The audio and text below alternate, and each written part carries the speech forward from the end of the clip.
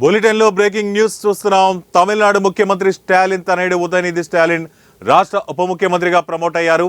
మంత్రివర్గ పునర్వ్యవస్థీకరణలో భాగంగా మొత్తం 4 ఎమ్మెల్యేలు మంత్రులుగా ప్రమాణం చేశారు.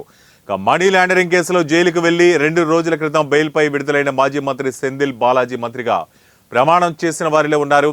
గోవి చెలియన్, ఎస్ఎం నాజర్ ఆర్ రాజేంద్రన్లు కూడా మంత్రులుగా ప్రమాణ స్వీకారం చేశారు.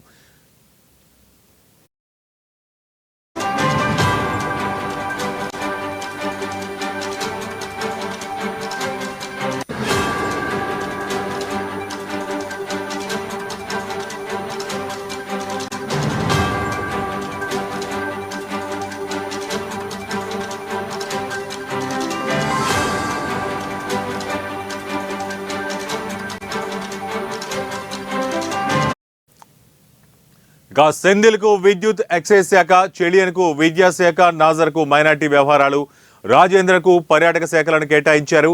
పునర్వ్యవస్థీకరణ సాధారణమైనది అయినప్పటికీ మరోసారి ఉదయనిధికి డిప్యూటీ సీఎంగా బాధ్యతలు అప్పగించడంతో ప్రాధాన్యత సంతరించుకుంది. ప్రమాణ స్వీకారోత్సవ కార్యక్రమానికి బయలుదేరే ముందు మీడియాతో మాట్లాడిన ఆయన ఉప ముఖ్యమంత్రి అనేది తనకు పదవి కాదని ఓ పెద్ద బాధ్యత అన్నారు.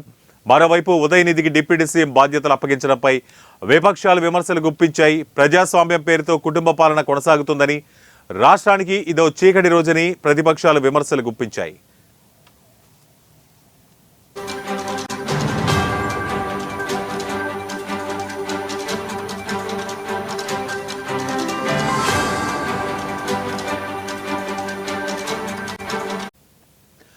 నవంబర్ 27, 1977లో జన్మించిన ఉదయనిధి స్టాలిన్ డిగ్రీ పూర్తయిన తర్వాత సినిమా రంగంలోకి అడుగుపెట్టాడు.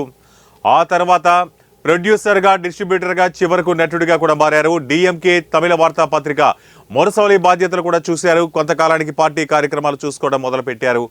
2019లో డిఎంకే యువజన విభాగం కార్యదర్శిగా ఎన్నికయ్యారు. రాష్ట్ర వ్యాప్తంగా పర్యటన చేస్తూ అనేక కార్యక్రమాల్లో పాల్గొన్నారు.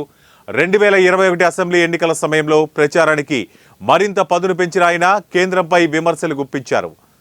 ఇక 2024 లోక్సభ ఎన్నికల సమయంలో బీజేపీ నేతృత్వంలోని ఎన్డీఏని లక్ష్యంగా చేసుకుని 29 పైసా పీఎం పేరుతో ప్రచారంలో దూసుకెళ్లారు. అయితే దివంగత కరుణానిధి తన కుమారుడు ఎంకే స్టాలిన్ను డిప్యూటీ సీఎంగా చేసినట్టుగానే ఉదయనిధి కూడా ఉప ముఖ్యమంత్రి పదవి చేపట్టినట్లు విశ్లేషకులు చెబుతున్నారు.